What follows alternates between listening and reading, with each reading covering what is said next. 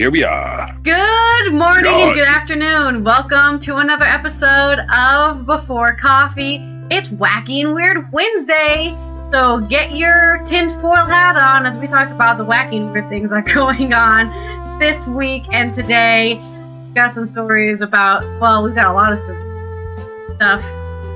That's what news is. I don't know what else I should say. This is Before I like to add Coffee. something. If you're just watching the show, Yeah. I just want to add something. If you're watching the show, hit like. It's just hit like, right? We like that too. We could just do an empty room all the time. Not to our loyal viewers, but the empty room thing is starting to get because really people are watching and liking it. Okay. Anyway, back to you.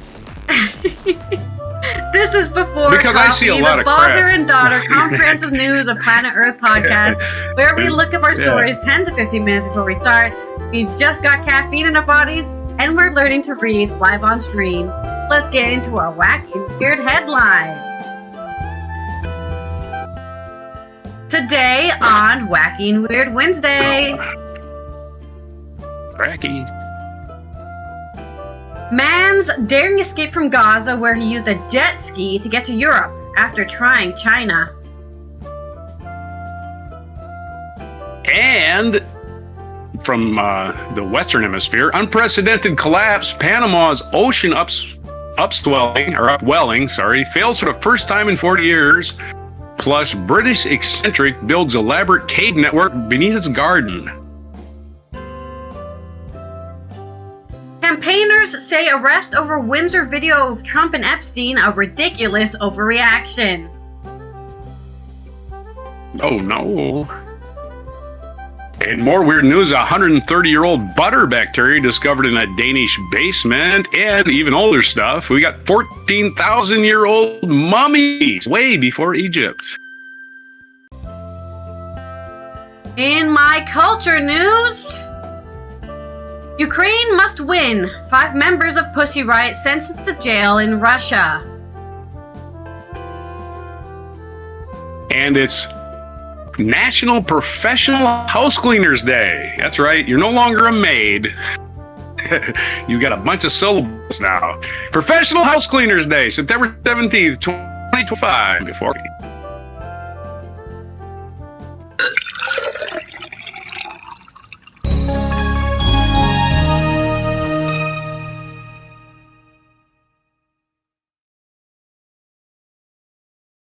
fine, do it. Just clean the house, and that's your job. Amlin says she really Professional house likes cleaner. one of Pussy Riot's songs. Which song would that be? I'm interested. I haven't listened to any of their music. I think Roger's listened. They're all in Russian. Oh They're yeah, all because in it's all Russian? in Russian. Okay. And, I mean, I listen to they're a punk K-pop. band. It doesn't need to be in English for you to appreciate They're music. a punk band. I'm saying they're a punk band. I enjoy punk bands. I just don't. I'm not averse to people just getting out there screaming. I really do think that's necessary at some point. Princess Charming. Okay. Princess Charming is Amlin's favorite song. Or one that she really likes. I'll have to listen to it. We'll listen. The punk music is a necessary outgrowth of corporate rock and roll. That's what it is.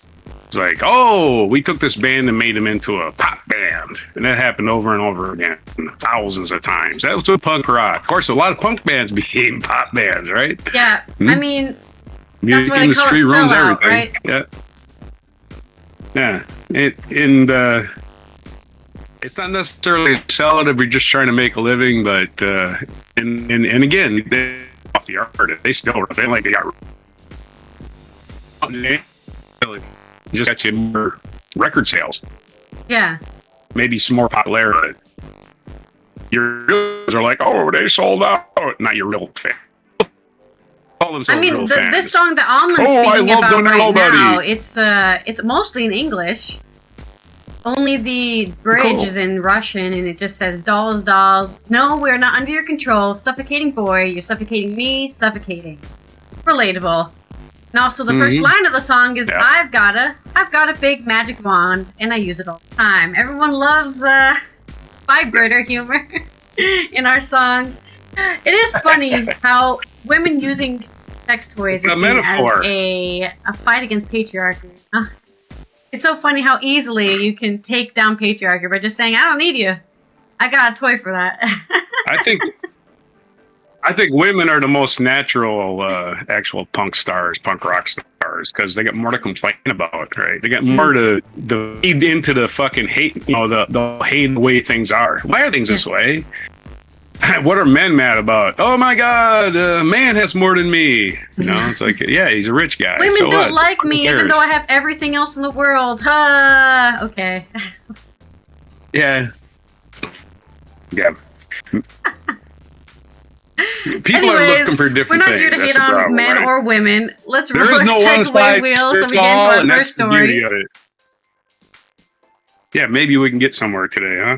Let's try. Well, you're the one who started talking about punk for 5 minutes. I'm just saying. Hey, there's plenty of blame to go around here. All right, let's... All right, our first segue is associate this story with something, and I'm sure we'll find something. I can do that.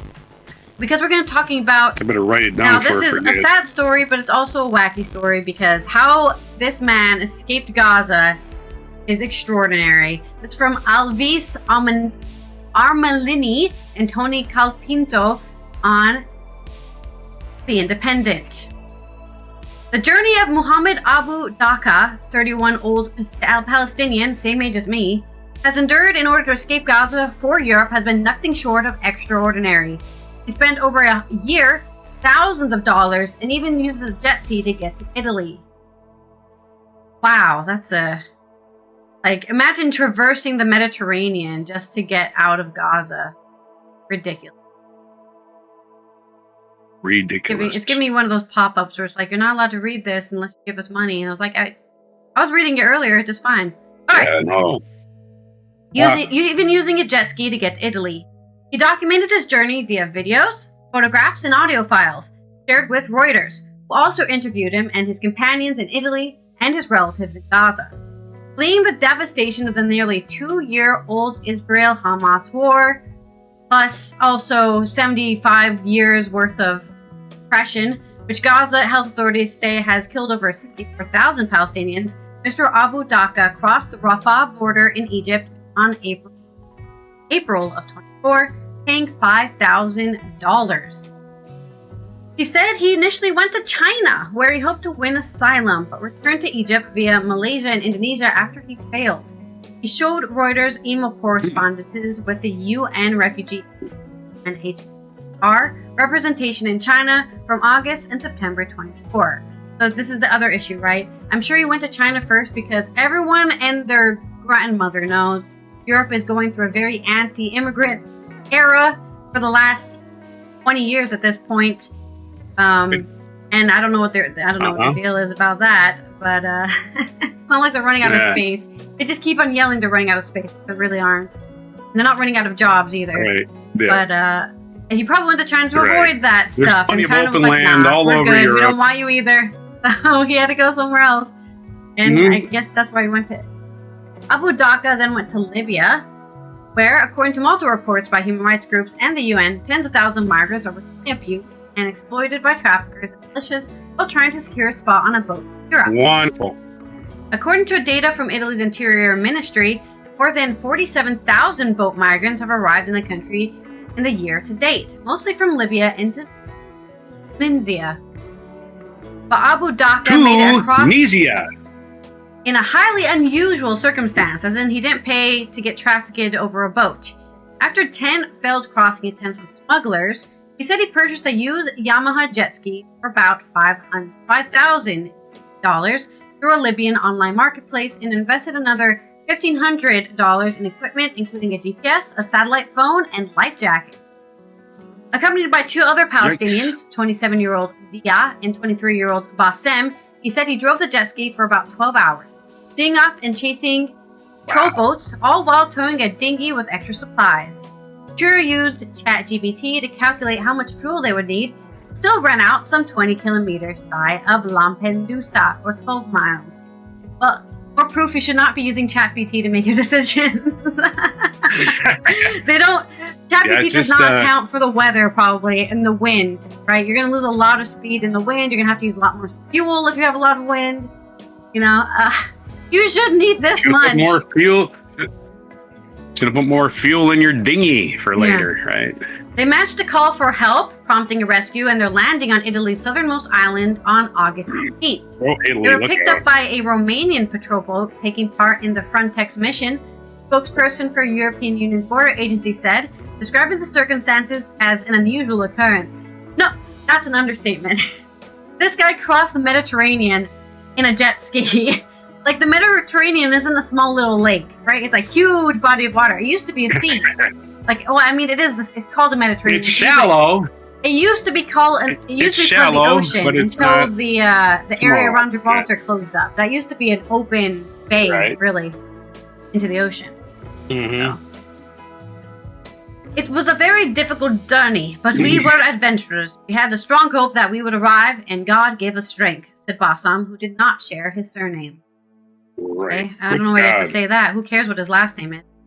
The way they came was pretty unique, said Filippo Ungaro, spokesperson for the UNHCR Italy, confirming that authorities recorded their arrival in Italy after a jet ski journey from Libyan port of Alcombs and a rescue off Lampedusa. In a straight line, Alcombs is about 350 kilometers from Lampedusa. So they went almost 400 kilometers through the water on a jet ski for 12 hours and then ran out about, what did I say, 20 kilometers away from Lampedusa. In a Abu Dhaka contacted Reuters while staying in Lampedusa Migrant Center after being told by a member of the staff that his arrival via jet ski had been reported by local media. From that point, he shared materials and documents, although Reuters was unable to confirm certain aspects of the account. Yeah, we can't confirm you were there because we can't ask anybody else. They have no witnesses.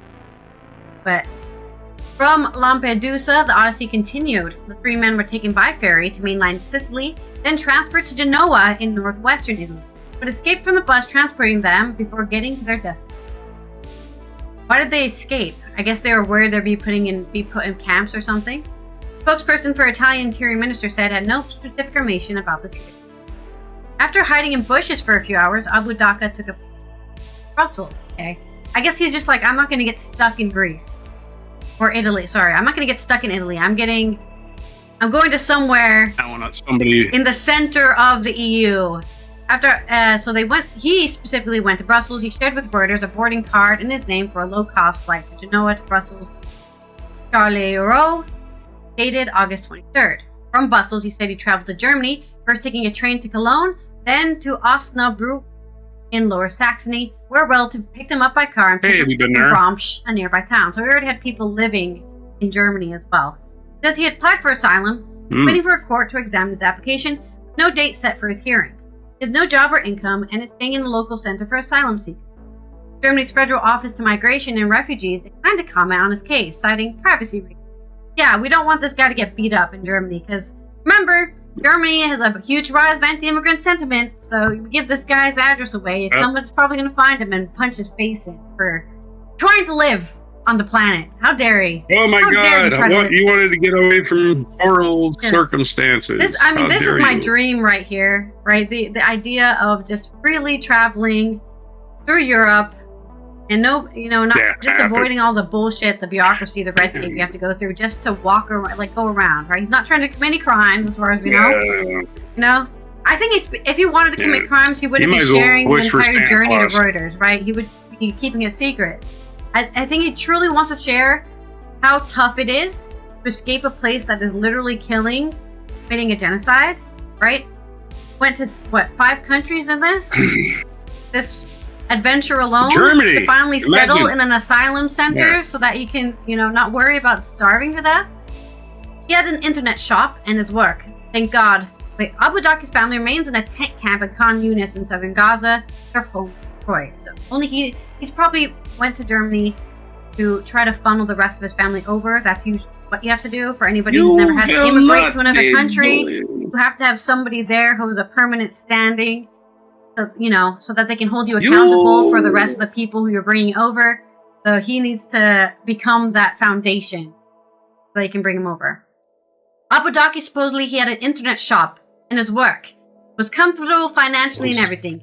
He had built things up, and it all collapsed. Said his father, Abdrabu Suleiman Abu Dhaka, speaking from Gaza, somebody whose entire livelihood was taken away by bombs in the air. And I'm sure he's, obviously he's a terrorist. Because everyone in Gaza is a terrorist, right? And they all deserve to be bombed. Right. Anybody that wants any rights is a terrorist. This is sarcasm! Anyways, Abu Dhaka hopes to win the right to stay in Germany and bring over his wife and 2 children, aged 4 and 6. He said one of them suffers from a neurological condition and requires medical. That is why I'd risk my life on a jet ski, he said. Without my family, life, no meaning.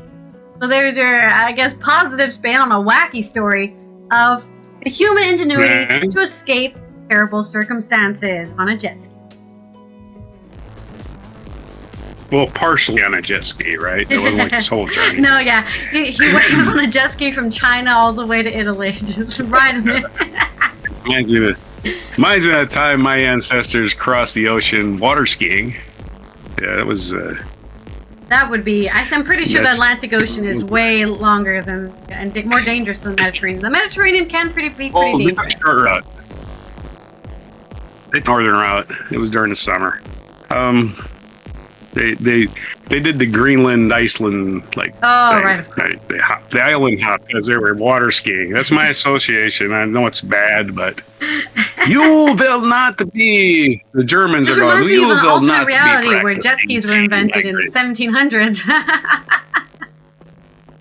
No, you missed my last part here. Where I was saying the Germans are now saying you will not be practicing chain migration. Oh, is that what we call it? Okay, we're calling it chain migration. That's what chain migration is. You bring your family over. Yeah. All right, so I guess that's my little. Yeah, that's it. Silly 2 little things I had to say.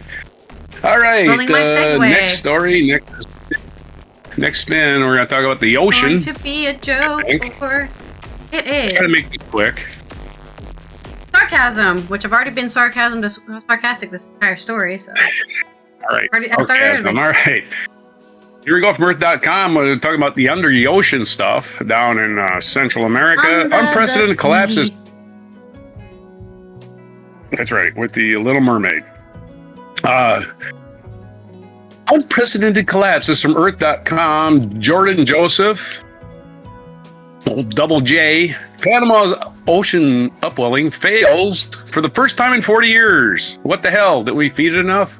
In early 2025, something unusual happened in the Gulf of Panama. The deep, cold water that normally rises to the surface each dry season never appeared. According to the new study, this seasonal upwelling failed for the first time in at least 4 decades. Researchers recorded warmer surface water, fewer cool days, and a steep decline in productivity during the months when the system is usually most active.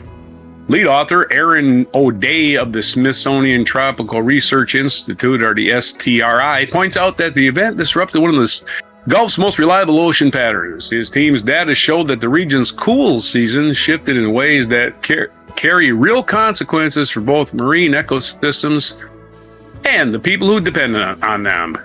Upwelling occurs when the winds push surface water aside and follow deeper, nutrient-rich water and allow deeper, nutrient-rich water to rise. That nutrient pulse fuels phytoplankton, tiny plant-like drifters at the base of marine food webs. The result is a burst of life that supports fisheries and cools nearshore waters. That cooling can reduce coral bleaching, the stress response when corals lose their symbiotic algae under heat.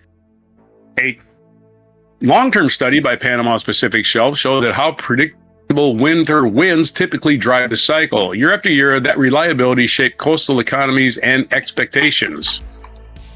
The 2025 season broke that pattern in clear ways. Historically, Panama's upwelling began on January 20th, lasting about 66 days, and the surface temperatures sometimes dipped to 66 degrees Fahrenheit with extremes near 58.5. In 2025, though, the surface temperatures did not fall below 77. That's quite a lot more warmer than 66. Threshold until March. It took until March to get even below 77, March 4th, 42 days after than usual. The cool period persisted for only 12 days, an 82% reduction, and the minimum temperature is about 73.9. The wind signals tell a similar story. When northerly winds did blow, the speeds and wind stress matched normal years, but they occurred 74% less and relaxed 25% more hours than usual. These metrics line up with reduced biological production during the same window. Fewer cold days meant fewer nutrient injections and fewer phytoplankton-fueled food chains. To understand the physics, it helps to define the intertropical convergence zone, or the ITCZ. It is a band near the equator where trade winds meet and storms form. It's a seasonal shift, and its seasonal shift steers wind patterns across Central America. In boreal weather, pressure gradients funnel air through the mountain gaps to form the Panama Low-Level Jet, or the PLLJ. The jet accelerates offshore winds that normally push surface waters away from the coast and set the classic upwelling response. The team notes that in 2025, featured fewer those northerly wind events, fewer bursts meant less cumulative push on the ocean surface, so deep water did not break the stratified layers and rise. The change likely interacted with La Nina, a climate phase that can nudge the ITCZ north and south and modulate wind frequency. The authors flagged this as a plausible driver, but stopped short of declaring it a single cause. Upswelling hotspots push above their size. They produce food and jobs by feeding forage fish that in turn support larger species targeted by coastal fleets. Warm, stable surface layers can dampen that productivity. Less nutrient delivery means weaker plankton blooms and thinner energy pipeline to the fish that communities depend on. Yeah, it's a delicate balance of life in the ocean, and we're seeing a different thing happen that normally happens. The 40-year record makes 2025 failure stand out. The average historical onset about January 20 contracts with a March 4th threshold crossing in 2025. A cool season shrank from roughly 9 weeks to less than 2 weeks. And minimum surface temperature rose from historical lows of 66 to 73. Northerly wind frequency fell by roughly 3/4 compared with typical seasons. Relaxation periods when winds slacken and the ocean re-stratifies increased by 1/4. Those numbers capture a system that did not get enough wind energy enough to do its usual work. The headline is not wind energy, right? That's a new word. Wind energy. The headline is not that winds were weak when they blew, but they did not blow often. What comes after the collapse? Well, 3 questions down the center of the story. Will the PLLJ return to its usual next dry season? Will it keep sputtering, or will it swing between extremes that complicate planning? If the failure of Panama's upwelling repeats, fisheries may need to adjust timing, gear choices, and target species for leaner seasons. Reef managers may need to localize alerts that threat upwelling corridors as temporary refuges that can fade without notice. All right, there's your story on the undersea trouble. And I got another one, but let's have your... Well, let's hope that the sea doesn't swallow us all in the future, because I don't think we are growing gills yet. Can't hear on my neck. Because your sarcasm. Yours. All right. Nice sarcasm. Get your sarcasm ready for this guy. This is a British guy here who likes digging holes. All right. The masculine urge to dig a hole strikes again. Yeah, right. This is from explorersweb.com. Rebecca McPhee. Not Nanny McPhee, but Rebecca McPhee. British eccentric builds an elaborate cave network beneath his garden. Deep beneath the garden in Ainsdale, just north of Liverpool in the UK, lies something truly unusual, a hidden network of tunnels and caverns carved out of sand in one man's brickyard. Francis Proctor, 76, created all this over the course of 30 years, turning what even he admits is a daft idea into a cave system 6 meters underground. 6 meters is, what? 20 yards? Or 20 feet? 20 feet underground? 20 feet. About 20 feet. A retired photographer, Proctor, has imagined his cave after visiting the famous Blue John Cavern in Derbyshire. In the beginning, the idea was quite simple. Create a subterranean room accessible from the garden. The soil in the area was a big issue. His house sits on the sand dunes near Ainsdale Beach. If you dig in the sand, you can imagine what would happen. It would just collapse on itself, and you think it would be almost impossible to build caves here, he told the local news outlet. However, luckily his wife Barbara, a mathematician, had a solution. When they built an extension, they underpinned the side of the house. Barbara looked at the plans, did the calculations, explained what needed to be done. Yeah, we need to indulge you in your silliness, right? We had to build by shoring up walls up from the top downwards, creating 5-foot thick concrete walls to shore up the excavation, he told the Liverpool Echo. And so work began. Using only spades and shovels, Proctor dug deeper and it says deeper and peeper. I found a typo. He found deeper and peeper until he had his cavern. I think you got to flip that P and make it a D.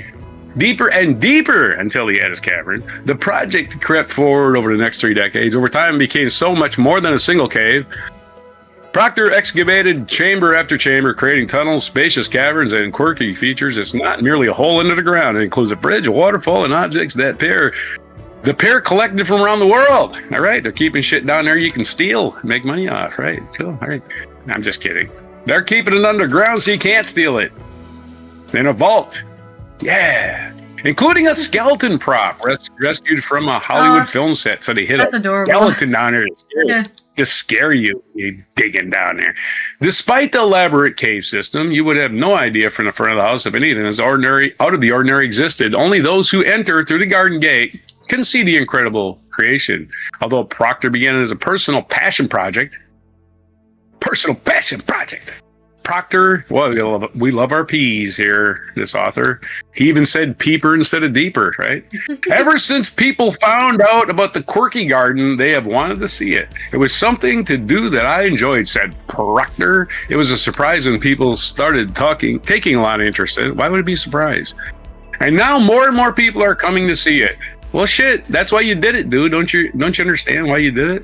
You're like that guy who sees aliens in his sleep and he has to go build a mountain, Close Encounters of the Third Kind, that thing. The site is now listed as a National Garden scheme, not the National Guard. The National Guard's keeping their weapons there. The site is now listed under the National Garden Scheme, which opens private gardens to the public, and visitors can come across Britain to see what the Proctors created. Gardeners and visitors astonished by the scale of the caves and the technical accomplishments of making them by hand are like, dude, you're freaking nuts. Ever since Barbara died 4 years ago, oh no, she's gone. The garden has become a tribute. A plaque inscribed "The Barber's Garden" marks the entrance. There's also a historic foundation stone from the Southport Hospital laid in 1922 by the Earl of Derby that Proctor located and dedicated in her memory exactly 100 years later. So he moved a big rock. We wouldn't have been able to do any of this and remember the fact that Barbara worked out how we could dig into the sand, explains. So there's your story about the fun you can have underground. Yeah, you own your property, but you also own the shit under it. So get to digging. Well, I mean, don't everyone start digging now. We don't want anyone, collapsing their entire house. And when your soul appears, what was her name? Barbara? Was it Barbara? Is haunting the tunnels under the house as we speak, protecting the treasure. Yep. So you better bring your holy water and your salt circle. I just hope you can keep water from running into it and stuff like that. Yeah, of course. But, that's it's going to turn to a sinkhole eventually. Swimming pool opening soon. He's got sump pumps everywhere, I imagine, right? For sure. All right, that's my segue anyways. Let's roll for your segue. I might get a headache right now. Ugh. Have you eaten anything? Drink water? No, it's just reading. It's from reading 2 stories. I still got that little dot on my eye, so it floats around and makes things look blurry. Well, unfortunately, you have to use your eyes to write a haiku. So. Yeah, but I can do that. I don't have to look at a bright screen. Why is my paper so bright? My next story is another long one, and it's about something that some of you guys have already probably heard about. Some protesters showed Trump and Epstein footage over the Castle of Windsor, because I believe he's visiting the UK right now, so this is kind of their protest against the visit, and also released Epstein files. No laws are broken, nobody's hurt, not property was damaged, says led by donkeys. Yet they're still been arrested. From Mathilde Brandine on The Independent. The police cracked down over a video of convict Donald Trump and convicted pedophile Jeffrey Epstein projected onto Windsor Castle has been dubbed a ridiculous overreaction. Thames Valley Police said 4 men were arrested on suspicion of malicious communications following the stunt. Malicious communications. That sounds like something they made for terrorism, right? To stop terrorism from happening. And this is not terrorism, okay? This is the truth, revealing the truth. This guy was friends with a convicted pedophile. One is a 60-year-old from East Sussex, and one is a 37-year-old from Kent. The other 2 men, both from London, are aged 36 and 50. So they've got like a maybe father and son duo going on here. The film, created by a political campaign group led by donkeys, lasted 9 minutes and was projected from a hotel room with a direct view to the castle. It covers the history. I mean, it's really well projected, right? It's not like a tiny screen. It's from the top of a tower to the bottom of the tower. So they did their math here, because projecting onto something isn't just like turn it on and it's going to work. You actually have to make sure you get the dimensions right, so what you want to show shows up properly in the right, it's a very visible format. Anyways, it covered the history of Mr. Trump's links to Epstein, including the recent release by U.S. authorities of a raft of documents alleged to include a letter from the convict-in-chief to Epstein to celebrate his 50th birthday. It was an act of peaceful protest, a spokesperson said. My colleagues were arrested for malicious communications, but seems ridiculous because we've done 25 or 30 projections before, and no one's ever been arrested. In fact, sometimes the police just watch while we're doing it. So suddenly, because it's Trump, you get this reaction, which is surprising, disappointing, and very heavy-handed from police. I think they've been arrested for embarrassing Donald Trump. It's because Donald Trump's got a very thin skin and projecting his ego. Now, you keep on telling the truth here. The king is hosting Trump and his wife at Windsor Castle until the 19th of September. Not that he could see it, right? Because it was projected on the castle. He would have had to been outside looking at the castle projection. A 24-hour-a-day policing operation is in place in Berkshire Town during the event, with a temporary order restricting the airspace until 18th September. But the campaign group argued they planned to stunt over the weeks and took steps to avoid alarming police officers on the street of Windsor. We deliberately did it just before he arrived, so that the police wouldn't be concerned for the safety, the spokesperson said. We've had legal advice before. There's nothing illegal about this. No laws are broken, nobody's hurt, no property was damaged, and yet the reaction. So it's just a ridiculous overreaction. The UK being puppets for America again. I don't know why they keep doing this. We have a special friendship where we lick their boots and they step on us, and we like it so much. The spokesperson said the planning began when the dates for the state visit were announced in July. Campaigners brought the projector to the hotel room inside luxury luggage and set it up over Monday, which was the 15th and 16th of September. They then opened the windows and first projected an image of the royal crest onto Windsor Castle to map out the space and ensure their images would fit before film. Very professional. At that point, there was a sort of electric reaction from the police, the spokesperson said. They were outside the room 7 minutes later, but the film was 9 minutes long, so we managed to finish the film. 4 people arrested yesterday remain in custody, EVP said on today, 17th of September. The Led by Donkey spokesperson said they hope their colleagues would soon be released without charge, because there is none.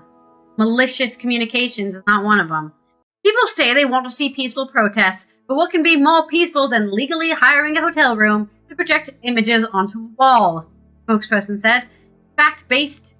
It's a fact-based piece of journalism that we put up there. So how could it be malicious communications? The only malicious thing is Trump's relationship with Epstein. Trump's coming here for a second state visit, an unprecedented honor, and we just wanted to point at the elephant in the room, which is he had an extremely close relationship with America's most notorious child sex trafficker. Chief Superintendent Felicity Parker from Thames Valley Police said he'd taken unauthorized activity around Windsor Castle extremely seriously. Our officers respond swiftly to stop the projection, and 4 people have been arrested. We are conducting a thorough investigation with our partners into the circumstances surrounding this incident and will provide further updates when we are in position to do so. And before, we found they had bombs under their bed, and they were also dealing drugs, and this guy owns a gun illegally. Yeah, really to shut these guys up, right? Yeah, wow, how suspicious. We found all these things to put them in jail for. That's crazy. And who? Let's hope that doesn't happen. Rich, they can't possibly be dishonest. That seems to be everybody's point of view. Yeah. My God, rich people can't be dishonest. That's their freaking life is being dishonest. They lie to themselves get rich anything, more than anything. You can only get rich if you lie to everyone around you. You lie to yourself and tell you that I'm better because I'm rich. Yeah, that's it. That's it. Money makes you better than people. That's the old lie. Capitalist perspective there, yeah. Yep. I mean, capitalists are not necessary. Capitalists might be necessary in capitalism, but they basically don't need to have all the money, right? I mean, it doesn't really work for everybody else, does it? No, it doesn't. Did I do my haiku yet? All right. Yeah, haiku time. Give me a haiku. I'm ready. I finished my haiku pretty quickly. Yeah, I finished it pretty quickly. Jeffrey and Donnie sitting in a tree. Lying. Wow. Lying. That is amazing. Wow. Right? Great one. Yeah. Why we believe liars? Yeah, why we believe liars is just beyond me. Like, oh yeah, he's never gonna lie again. Okay. Yeah, I'm not saying people who people who are accused of doing a crime are not, are all lying. But why do we take their word for it when they say, I didn't do that. Well, yeah, why would you admit you did a crime? Nobody out there, except for like when it's just like you've been caught red-handed, right? You're holding the gun or whatever. That you're found there over the body. Usually people don't even when people file explain that they're guilty unless they're proud of it, right? Unless they're like, I am proud I did that. And most crimes are not something to be proud of.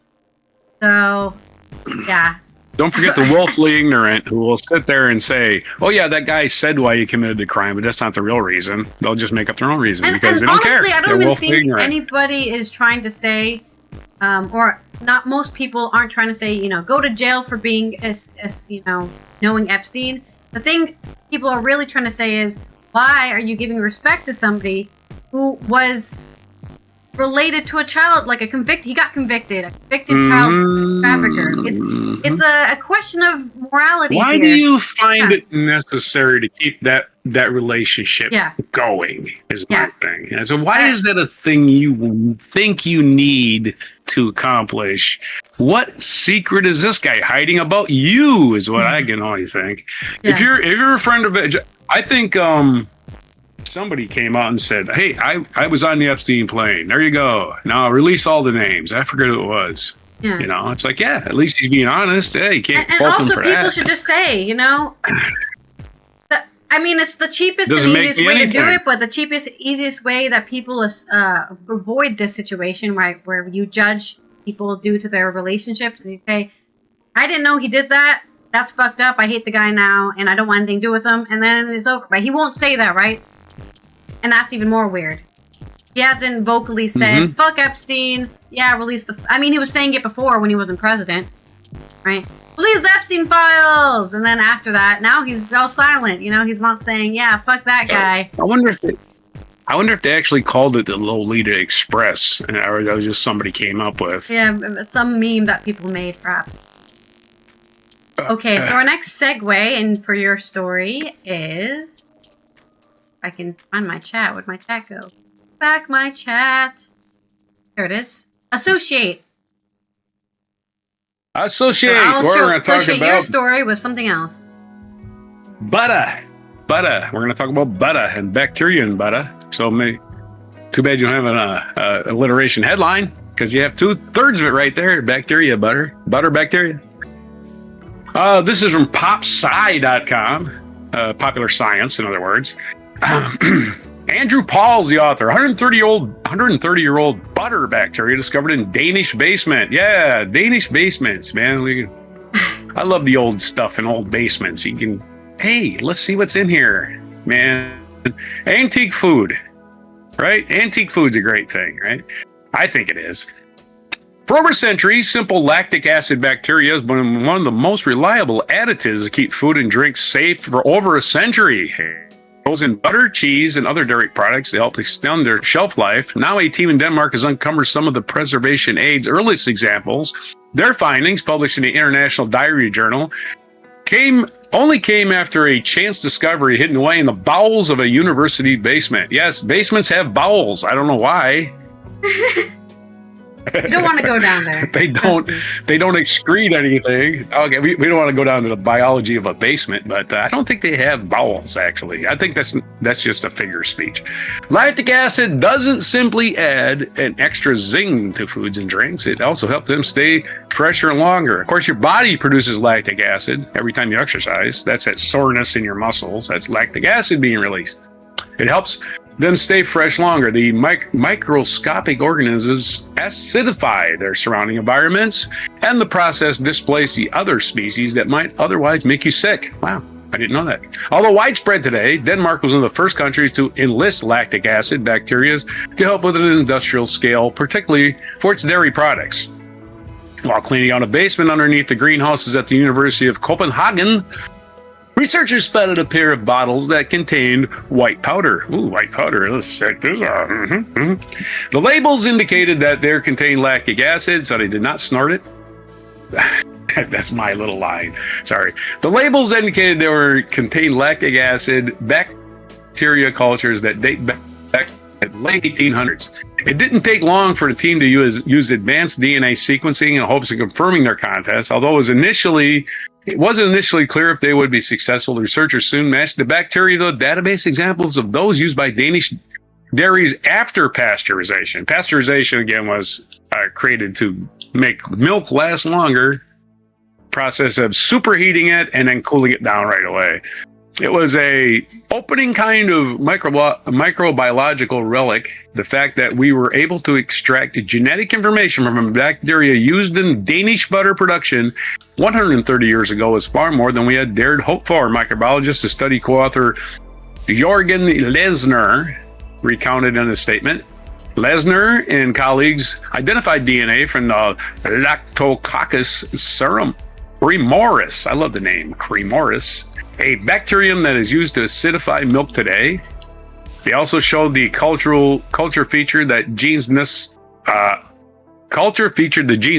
to produce diacetyl, a flavor compound associated with buttery aroma. That's what you're smelling when you're smelling butter, is that diacetyl. This shows that even back then they had bacteria with precisely the properties that are desirable for fermented milk products we have today, said study co-author Dennis Sandris. It wasn't all healthy discoveries, however. Analysis revealed a heavy presence of Cutibacterium acnes, a common pimple-causing nuisance, right? Acnes, a common pimple-causing nuisance. It's a bacteria, right? Yeah. It might be a virus. I thought acne was caused by a virus. Unlike these other species, acne bacteria feature stronger cell walls in order to survive atop skin. This means it also breaks down more slowly, which is why so much of it could still be found in bottles. Even after 130 years, some unwanted extras include DNA traces of often pathogenic bacteria like Staphylococcus aureus and Vibrio Vernicil, a bacteria associated with stomach infections contracted from improperly cooked shellfish. Oh boy, you're going to be puking your guts out and you're going to get your bowels working then, huh? Co-author Nathalia Brishett added that the Lucky finds are both a testament to early scientific innovations and show how far food safety has come since. Overall, the contents of the bottles testify to the standardization of dairy product that every farming family used to make themselves in a jar of sour milk kept close to the stove. But it also shows that hygiene conditions were still different from those we have today. There's your story. A bunch of old bacteria still surviving to, I don't know, produce decent milk that doesn't kill you. But again, all the other bacteria is there too, so don't drink it. Well, I guess I can associate this with us cheeseheads over here, both in the Netherlands and from Wisconsin. Can't wait to try the cheese made from this milk. I'm sure it'll be stinky as hell. Oh, yeah. It'll probably kill you. And by hell, I mean H-E-L, the Nordic gods hell, okay? Right, that one. Yeah, Extra the one pun for you there. Nah, not Valhalla, whatever the hell their other alternative is, right? Valhalla. No, Valhalla doesn't have the good cheese like hell does. Yeah. Valhalla South, let's call it. All right, the next one. Okay. IF Science. Life Science, sorry. IFL Science, I think, has a story. 14,000-year-old mummies in the Southwest Asia are the world's oldest. Yeah, it's a story about your mommy. Or your mummy. Sorry, your mummies. Your mummies. Benjamin Taub has a story from IFLscience.com. Around 10,000 years before the Egyptians developed their sophisticated embalming practices, people in Southeast Asia were already mummifying the dead. According to new research, the mortuary tradition may have been developed by the direct descendants of the very first modern humans to reach the easternmost regions of Eurasia and persist to this day among certain indigenous groups in Australia and Highland New Guinea. Wow. Previously, archaeologists had noticed that while Neolithic burials from ancient farming communities tended to be found lying on their backs, surrounded by stone axes and other grave goods, pre-Neolithic corpses in Southeast Asia often display crouched or squatting postures. You died squatting? That's interesting. Not only do these earlier hunter-gatherer burials lack grave goods, but their state of preservation also suggests that they may have been desiccated prior to internment. Internment. Desiccated means removed of all moisture. Using techniques like X-ray diffraction.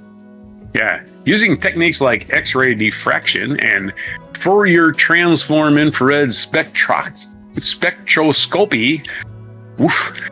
The authors of a new study examined 54 pre-Neolithic burials from 11 sites across Southeast Asia. Not really specific when it says Southeast Asia. That's troubling.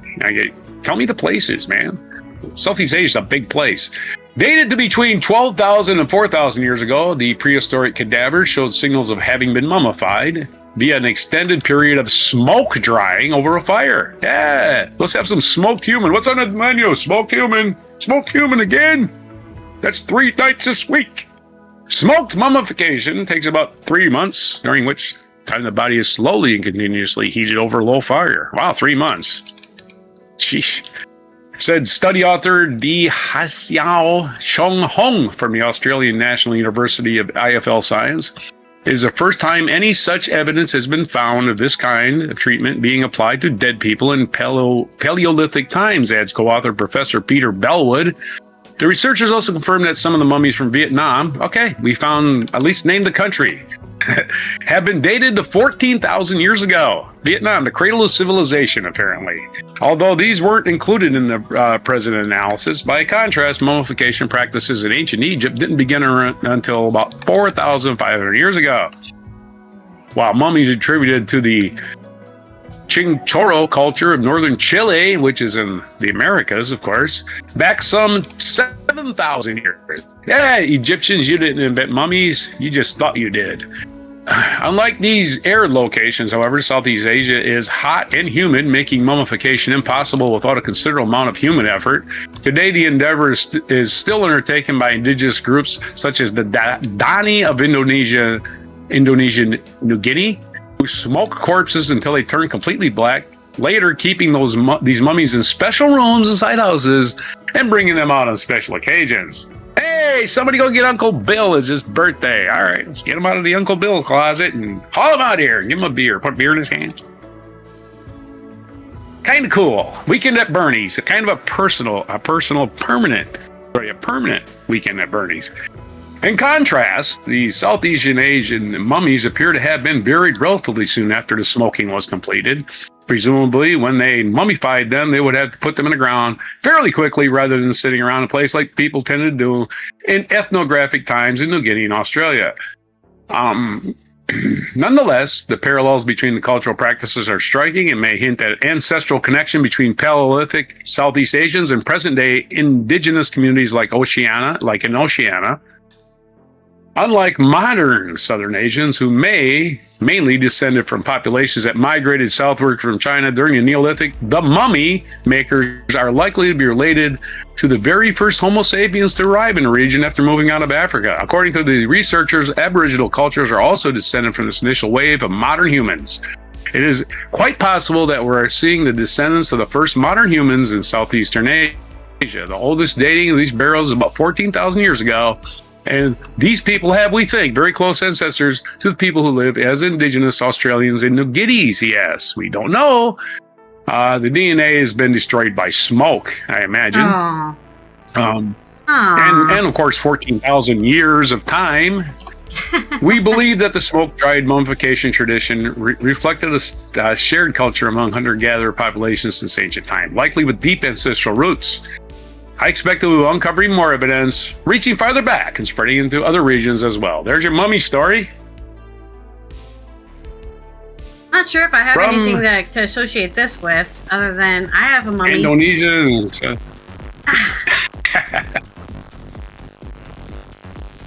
I would just go out and say that, yeah, we're... It's amazing how both long and both not very long humanity has existed on this planet, right? At least 35, 75, in some cases, 1,000 years, depending on who you ask. I think the oldest body we found was maybe even almost 100,000 years ago. We were walking around when mammoths existed, you know? Hunting them, making houses and clothes and using their hides, and who knows what kind of weird shit we're getting into, you know? Yeah, like in this. Yeah, and my... Some of these archaeologists seem to think that they got to find some kind of spiritual meaning for all this. But to me, it's like, here we got a dead guy. They finally learned that having a dead guy just laying there is just going to attract buzzards and wolves and flies. Disease. And it stinks to high heaven. It stinks to high heaven. And they say, oh, we can burn it. That's disrespectful. We don't want to burn them. And so they say, I tell you what, we'll do the next best thing. We'll smoke them. They figured out that smoking them get rid of all the pests, all the scavengers. Yeah, nothing like that smoke. Were showing up. Hyenas were a big thing. Yeah. Hyenas used to be as big as a house, okay? All right? Just to say what these people were dealing with 14,000 years ago. But, I just think you have a huge hyena. That's pretty scary. Remind you that female hyenas are the ones who they give birth through basically a penis. A pseudo-penis. Yeah, you don't want to deal with those. Yeah, and they're jackals, saber-toothed tigers. Who the hell else is going to come after your corpse, right? You just had to burn it and get it underground and say, that's it. And even when they buried the corpse, they could only, probably rudimentary tools, right? I wouldn't want to assume that they found it disrespectful to burn bodies. I would assume they just didn't get enough high temperatures to burn bodies. You need to have... The reason cremation is more popular now is because we can get...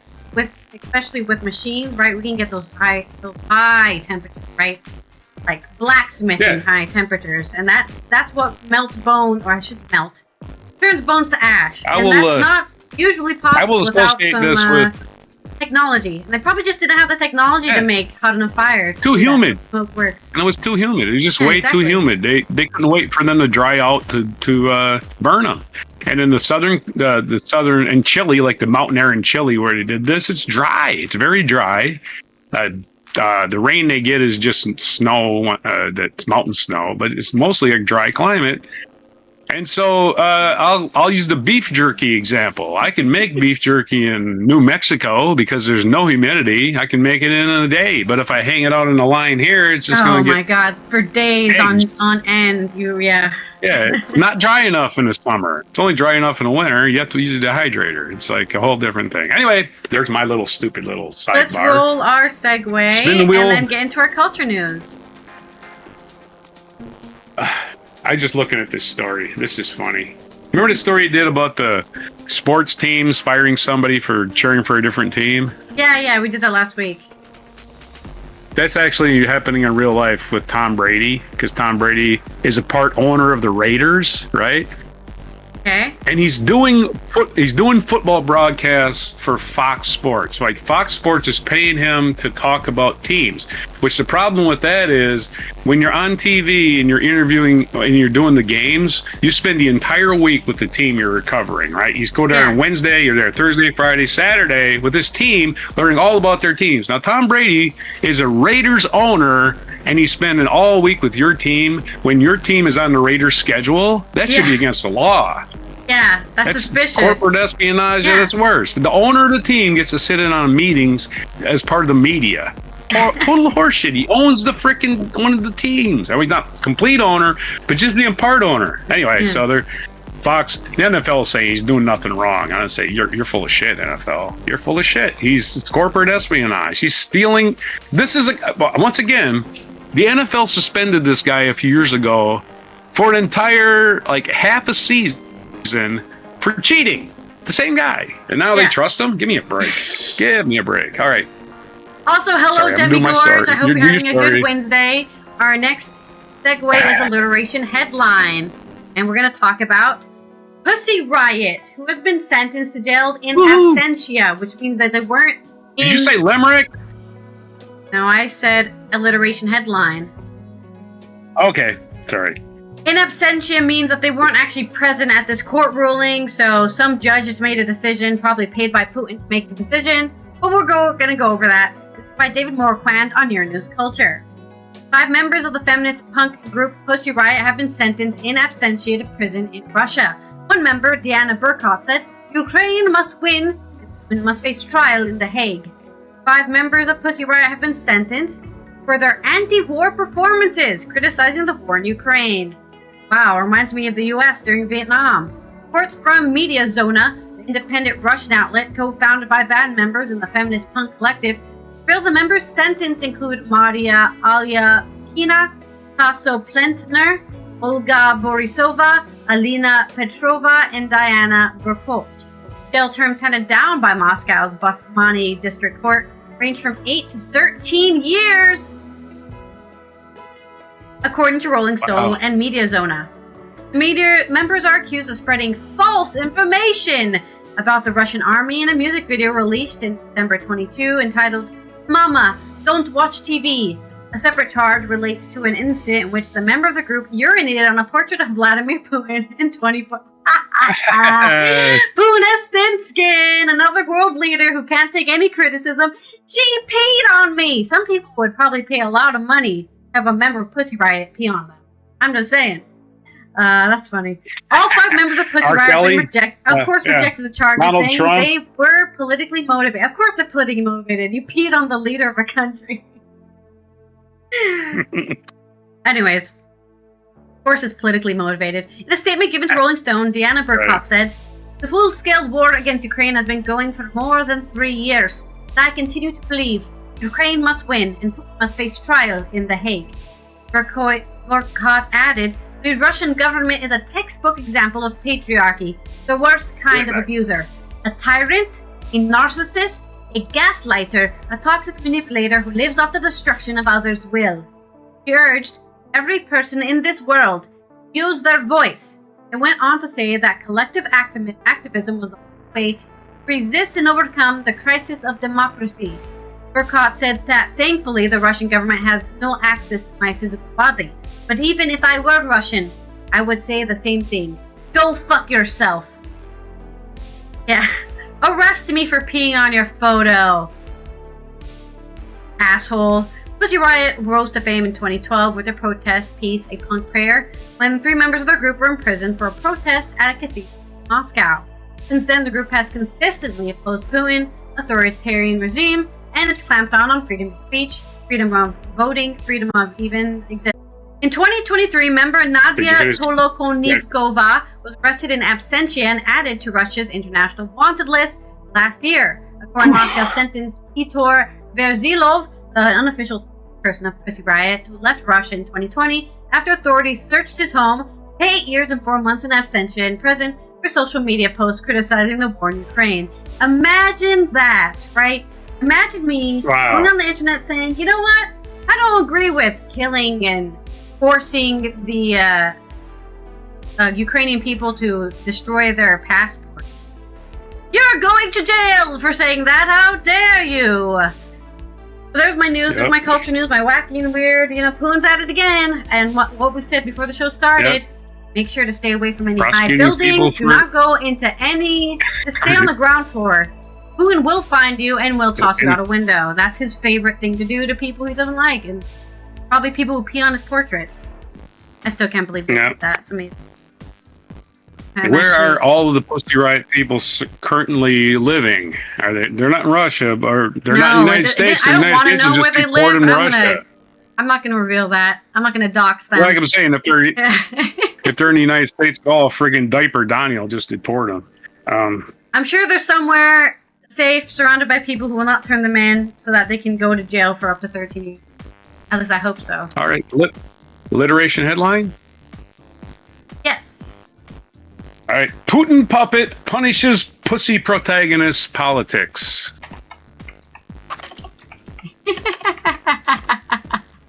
Pussy politics. Protagonist. That's the good guy in your story. All right. Next thing. Your sound thing. Yeah, you sent me a video, by the way, applause for that. And I just forgot. I have not found a video. I was looking for one, but maybe we'll have to do it this time. Maybe a Pussy Riot video. I don't know. I wonder if I can see this peeing video, but I feel like I'll get blocked on YouTube for it. YouTube doesn't like anything that could be remotely sexual, and I know there's people out there, sadly. Yeah. I am curious about like it. Us, period. I just want to see Poon feet on, honestly. That's all I want. You need to lighten up. Yeah. YouTube's going to save us from ourselves. This day in history. Our next segue is... Come on. Hypothetical. I'll come up with a hypothetical scenario based on something in this day in history. Take us away. All right, as we pull this thing into the parking garage, maybe we can find a video of some sort. 1374, the Polish nobility and their king Louis the First. Yeah, there was a Louis the First, but he was Polish. And there was a French Louis the First, probably a different guy. Signed the Pact of Koszyce. K-O-S-Z-Y-C-E. Koszyce. Anyway, he signed that thing. 1549, Pope Paul III suspended the Council of Trent, and Charles V forbade the Spanish and German prelates to go to Bologna. And that whole sentence makes almost no sense for me. It's a bunch of religious nonsense. 1631, the Swedish Saxon army under King Gustav II, Adolf of Sweden, destroyed the army of the Roman Catholic Habsburg Empire. That was it for them. Ferdinand II, our Emperor Ferdinand II, and the Catholic League under Johann Circles Graf von Tilly in the Battle of Brightonfield. So Gustav defeated a bunch of religious zealots. I don't know if he was his own religious zealot, but hey, whatever. Probably Swedish Saxon army. Sounds kind of complicated, right? Sounds like Vikings and British, right? 1787, the U.S. Constitution was signed by the 39 delegates of the Constitutional Convention. So yeah, we got a Constitution. that we're clearly ignoring. 1849, American Harriet Tubman escaped from the southern plantation where she was enslaved and later led the other enslaved people to freedom in the northern route along the Underground Railroad.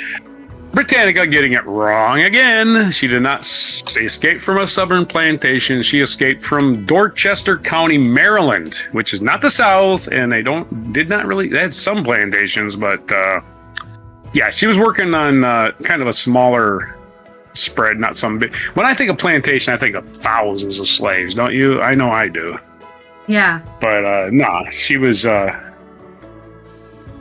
don't think Maryland had them big plantations like the South did. 1861, the forces of Buenos Aires province, commanded the governor of Bartolome Mitre, defeated those of the Argentine Confederation led by Justo José de Urquiza at the Battle of Pavon. And this happened in Brazil.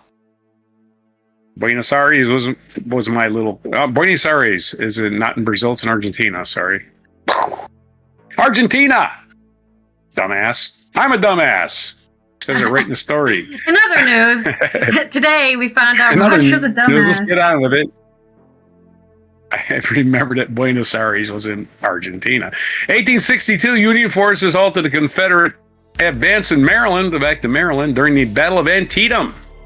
The battle resulted in more than 26,000 casualties, one of the bloodiest days in the history of the American Civil War, which is fought for accomplished absolutely nothing, because it supposedly got rid of slavery, but it really didn't. And the South is still a bunch of shitheads to this very day.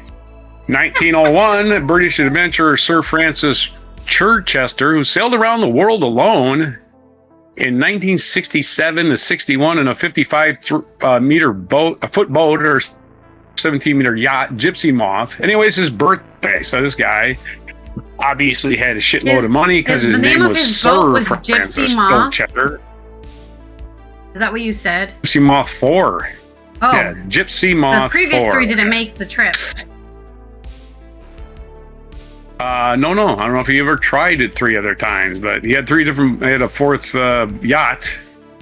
And his name was Sir. His first name was Sir, so that means he's rich and an aristocrat with nothing but time on his hands, because everybody else does the hard work. 1926, Mexican artist Frida Kahlo was severely injured in a bus accident. During her recovery, she began painting and soon abandoned her plans for a career in medicine and became the famous Mexican author Selma Hayek played her in the movie. She had the big old eyebrow, like the unibrow. Yeah. Famous for the unibrow. She had the unibrow. Frida the unibrow. 1939, during World War... What? You wait for what? What are you waiting for? I accidentally switched the scene, but you should be good. Yeah, just start 1939. What year? On this day, 1939, during World War II, yes, it was going on in 39. The Soviet Army invaded Poland from the east, joining Germany, which had launched its attack several weeks earlier. Poor Poland. And the Polish government fled to Romania. We can't take it. We're going to Romania. 1948, Grieve Count Folk Bernadotte assassinated by Jewish extremists while serving the United Nations as a mediator between the Arabs and Israeli. Wow. Calling them terrorists. What? Excuse me? Yeah. Oh, interesting. Extremists, huh? They're not terrorists, they're extremists. Yeah. We have a word for they people killed somebody who was trying to make peace in the region. Wow, that's crazy. Right. Wild. Right. And yeah, imagine that. A history of assassination. Sounds like terrorism. But again, we're just going to call them extremists. They're a little touchy, but they're not terrorists. No, not terrorists. Killing people's not terrorism. Right. As we say yesterday, and from Jesse Wells, war isn't murder. 1972, he was a Swedish soldier, American humanitarian, and diplomat. So I just wanted to look up who he was because I've never heard of him. But yeah, he's a Swedish guy, right? He wasn't on either side. He was not even anywhere near there. He was just working for the UN, trying to get, you know, everyone to mediate here, and they just killed him. Messed up. And Netanyahu was once one of those Jewish extremists who's now running a government. So congratulations, you idiot. Right here. This is the sentence that Britannica say. He soon made enemies by his proposal, this crazy proposal, hear this, that Arab refugees be allowed to return to their homes and wow, that's wild, crazy. How dare he say such a thing? That's just insane. Don't you know Israel has a right to all this land? It's in this freaking book we have. Okay, religion ruining humanity since its very invention. And this was in 1948, right? So proof again that this stupid bullshit's been going on for a long time. It's not new.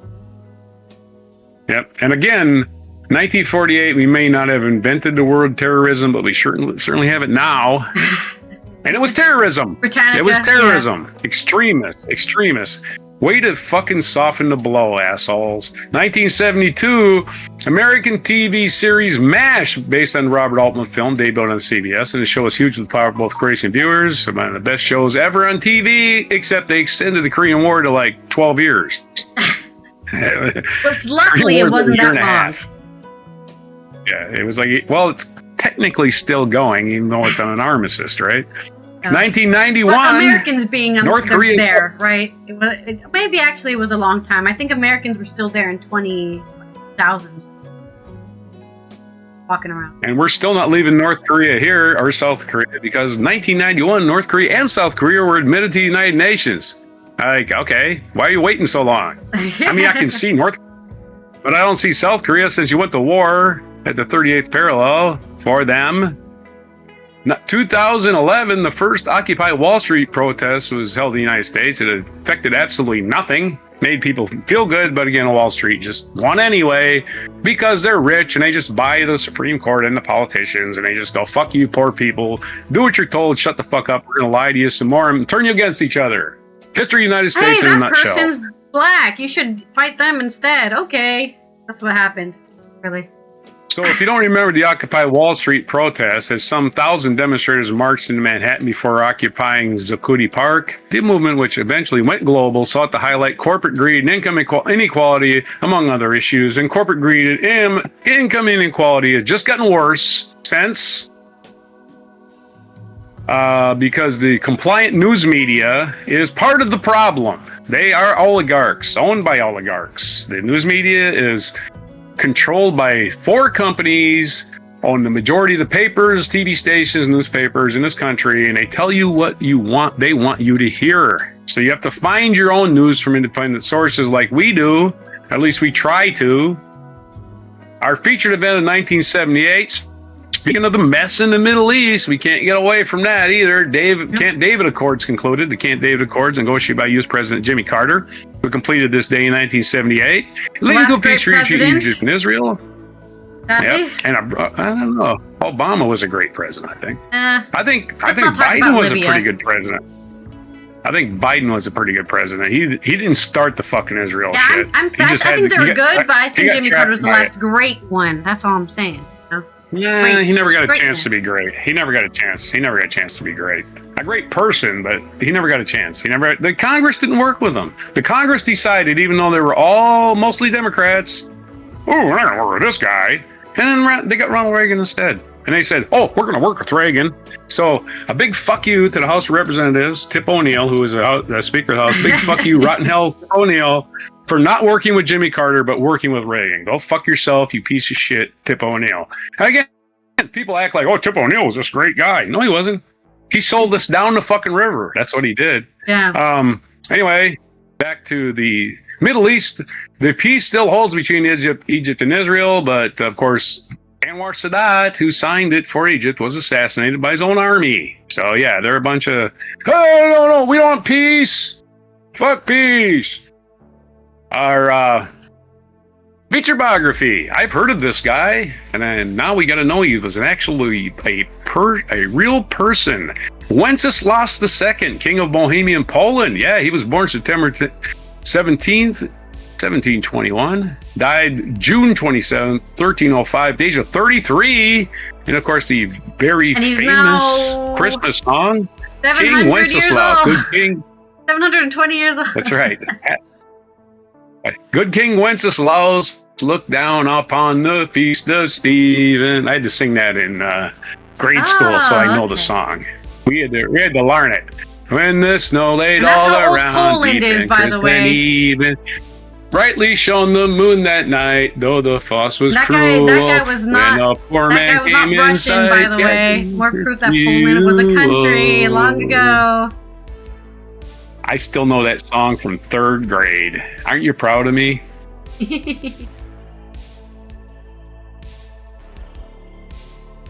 Other birthdays today, Ken Kesey, the guy who wrote the One Flew Over the Cuckoo's Nest. Okay. American author, Ken Kesey's birthday, 1935. He'd be 90 today. Famous Oregonian. Famous acid trip guy, Ken Kesey.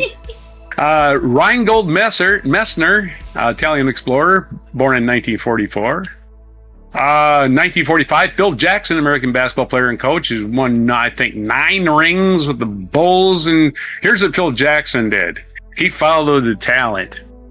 He got hired by the Bulls when they had Michael Jordan and Scottie Pippen. He got hired by the Bulls. And he won 6 championships there. And then he went and he coached the Lakers when they had Kobe and Shaq and won some more championships. So Phil Jackson won all those championships basically from following talent all over the.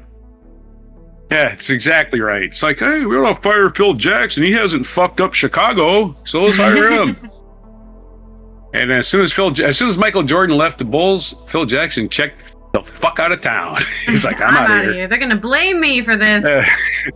Wait, the Lakers got Shaq and Kobe? And as a matter of fact, I believe Phil Jackson was romancing the Lakers owner at the time. So really, the Lakers owner's son, yeah. The Lakers owner's daughter, not son. He's not gay. Phil Jackson is gay. Confirmed. Hey, we got another one. He might be. He was a big free spirit back in the 70s when he played for the Knicks. Oh, right. Everyone was gay back in the 70s. That's what they say. They called Phil Jackson the Zen master, actually, because he didn't actually coach. So it's like, you're not really a coach. You're the guy in the bench going, you shall achieve inner peace if you make 3 out of 4 free throws. Yeah. Okay. Oh, Phil Jackson. I'm on a roll. Sorry. Phil Jackson, the most overrated coach in history of sports. Okay. 1950, Narendra Modi, Prime Minister of India's birthday. He's still there. So he's turning 75 today. Happy birthday to him. Alex Ovechkin's birthday. Russian hockey player just broke Wayne Gretzky's goal scoring record. He's turning 40 today, and he's still playing hockey. It's time to hang it up, Alex. That's a rough sport to keep playing until you're 40. And he had to get until he was 40, by the way, to break Gretzky's record. I think Gretzky retired when he's in his 30s. And Gretzky still has the all-time scoring record because of the assists he has, right? He has way more assists than Ovechkin has goals, and that's not even close. So there's your birthdays. Alex Ovechkin turning 40. Time for that Russian to go back to Russia and, go kiss Putin's ass some more because he's a big Putin guy. So fuck Alex Ovechkin. I'm just saying. You support Putin, go to hell. Maybe he just supports Putin because his family is being held hostage, right? Maybe. But he's rich enough. Move your family to America. You don't have to go to, I'm saying. But didn't we just say for Pussy Riot that you're not safe in America, so he needs to go somewhere else? Maybe that's his issue. Oh, he's safe in America. He supports Putin. That's why he's safe in America. Saying. So he needs to move his family to a place that is in America, and then he can stop pissing his ass. Possibly. Or maybe he's sincere in his bullshit fascist simpism. Our days today, our birthdays and events: National Professional House Cleaners Day. We're just calling maids. Nothing wrong with the word maid. I don't know why that's an insult, slur all of a sudden. Yeah, National Monte Cristo Day. I think the thing is, maid is a female-only word, and there's plenty of housekeepers that are not women, maybe. Idea. I don't have a picture. For some reason, the pictures didn't load on this piece of crap here. So I can't look at the pictures. No, I just was. What is Monte Cristo? I know what it is, but let's get back to it. It is a type. Oh, we did this. I did this last year. I made it last year too. It's a type of sandwich. No, I forgot. It's a really good sandwich. There we go. I made it last. It's kind of like a Ham and cheese. deal here. Shit, I got ham, I got cheese, I got bread. I can make this. It's in French. It's called croque monsieur, which is just Monte Cristo in English or in French. Way to go! But it's a really crazy sandwich because it's like a double sandwich. Right, you make a sandwich inside of a sandwich and then put some. I don't know the like powdered sugar thing. Sandwich. I'm not sure about that, but some people do put powdered sugar on it. Very good, very savory, and it will fill you up. A club sandwich has 3 layers of bread too, so maybe that's a glorified club sandwich. No, because it's really hard. I wouldn't say it's harder to make than a club sandwich, but basically you have to make a French toast with a sandwich inside of the French toast. Oh, that's why you have to dip it in egg, and then that egg has to cook. It's like a Cuban sandwich. Yeah. You make your sandwich and then you fry it. That's a Cuban. More like that. Okay, National Apple and Dumpling. More food. It's National Apple Dumpling Day. So if you're part of the apple dumpling gang, apple dumplings are good. And it's Constitution and Citizenship Day because this is the day the Constitution was ratified. That thing we used to have in this country. And you don't even have a day off. What the hell? Well, I mean, you wouldn't. You're not employed. But no parades, no frickin' celebrations. Thing we used to have in this country that the Supreme Court ignores. Everybody's been ignoring for years and years and years now, as we just tilt more and more towards autocracy and doing what you're told. Get in line, salute the flag. Garbage. So those are your days for the week, your mispronunciations, your weird news, your haikus. Didn't have a limerick today. For September 17th, 2025. Did you send me a video? I might need to load it. Yes, I sent you a video. And give me a second. I wanted to go over and who wait, I haven't finished yet. I haven't finished. Oh, you're not done yet. Oh. Okay, go ahead. No, I didn't do my sign off. Do your sign off then. For September 17th, 2025, on Before Monte Cristos and Apple Dumplings. That's what I'm having for dinner tomorrow. Okay. Close everything. I wanted to go off who Reynold Messner was because I've never heard of him. And he was the person who went and traversed Antarctica via South Pole by foot.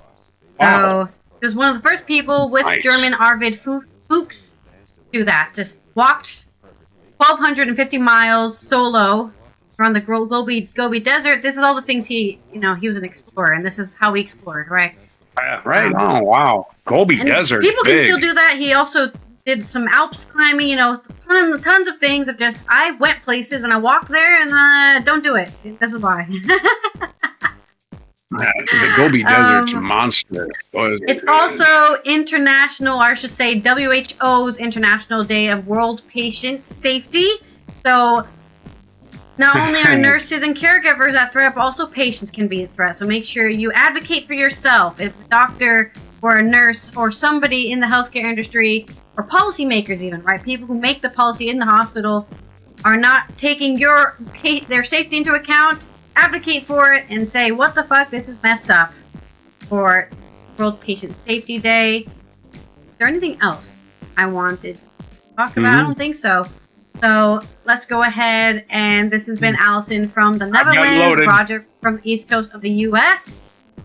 And this has been Wacky and Weird Wednesday. If you would like to support the show, don't forget to check out our Patreon, in which you can give us $1 to support the show. And also like and share this video. We'll be here tomorrow for Thursday's 13, in which we will have 13 things on a list that we can all argue about in the comments. So make sure, or we don't have to, we can agree too. We can agree with the things on the list. So make sure you're subscribed and you have the notifications on so you know when we go live. I'm here for an argument. And here is our results of Camp David Accords mic drop moment. All right, here we go. So this is on the History Channel. This is when it was signed, but what actually happened after that is, I think, really important to look. The meeting gave birth to the Camp David Accords, a framework for peace in the Middle East. Jimmy Carter won the Nobel Peace Prize later. The importance of the agreement and their impact on not at this time, though. Relations.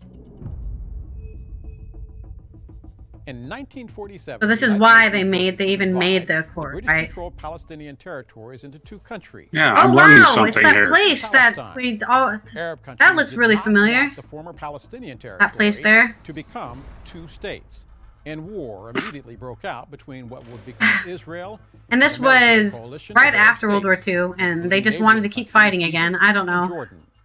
When this instance of fighting finally Um, ended in I I don't know. I'm just listening because I'm learning Israel something. was So country. But Palestine That little was not. plot of land gets This smaller led and to a smaller series every of year. conflicts known as the Arab-Israeli Wars, which would continue for the next 3 decades. yeah, the 7 Days War. Egypt invaded Israel, and Israel actually acquired land from that. That's Yeah. the funny part. By 1967, I just don't understand why they didn't just cut, like do what they did with North and South Korea and just cut it in half and say, right, you can't cross this parallel, the end. The Sinai Peninsula Instead, they just kept on letting Israel invade and Suez take people's Canal houses. is a trade routes in the world. Suez Canal is a big money maker. In the midst of Egypt's economic struggle, Anwar al-Sadat became Yeah, and the God president. forbid somebody who Sadat was ordered an recent, attack on like Israel on colonized the by Jewish Yom Kippur the UK holiday wanted to be like, in hey, wait a minute, why are we still paying you for an this? attempt Yom to regain Kippur. territory That's the known one. as Israel. This is the war I was talking about, the Yom Kippur Israel one. claimed a Yeah, military victory very in the famous. Egyptian They attack. gained territory even though they got Also highlighted attacked. the need for a more stable peace between the two countries. And that's what's happening again now, right? Wow. Oh, In we got attacked. Let's go 1974, leaders take of some more both countries territory. signed the first Egyptian-Israeli Oh, they've already disarmament taken it agreement, and just which included returning part of the put Sinai Starving the settlements rest of the there people against there. all peace, Then, with the goal of creating against all a agreements. They peace put with Israel, settlements in there Sadat because traveled they to want Israel's to. ally, the United States, in 1975.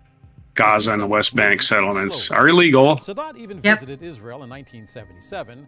but Not by part of Israel. They're just 1978, claiming it the is. agreement still had not been And what was the worked out. whole point of these accords when they just... In To 1979, get Israel and They're doing it anyways. Egypt to stop fighting, and they have. It's worked. I mean, they're not fighting anymore. To his retreat at Camp David, Now it's Maryland, just serving only as an people who could get intermediary into and power worked are with each fighting. leader because- separately to draft 2 dual accord And documents. Israel bombed 12-month Qatar the other process. day. The document stipulated that Israel give the Sinai Peninsula Qatar, to Egypt. or Cater. whatever you want to call It's them. cater. Egypt would give That's how you Israel say Cater. it. to use In their for language, that's how they say Qatar. cater. trade. They Egypt bombed also them. agreed to Yeah, they're recognize fascists Israel anyway. I'm not as a really a big country. fan of fascists. In 1979, Anwar Sadat and Menachem Begin signed a permanent peace agreement. That was Fascists the all first kill each other. mistake Be Egypt happy. made. Egypt saying, yeah, we recognize Israel.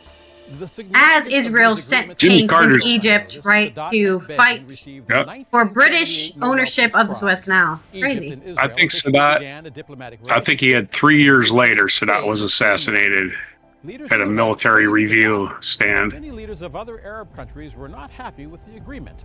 Yeah, there can be no... Idiots. This has been and this has been happening since '78, right? Egypt. I know I wasn't alive. I know a lot of people now weren't alive for this stuff, but Yet, this it's not act of new. violence did not deter the process Sadat had set in place. I've been Israel saying has Free also Palestine assassinated since its leader. I was in high school. Continued maintaining peace Right, with that's how Israel. not new it is. Though the Israel- Middle East is still mired in conflict, the camp Israel also served as an assassinated example their of leader the for trying to possibility get peace with the PLO. So that happened. They tried to. Once upon a time, when Yasser Arafat was still alive, he signed a peace agreement with Yitzhak Rabin, I think it was, of Israel, right?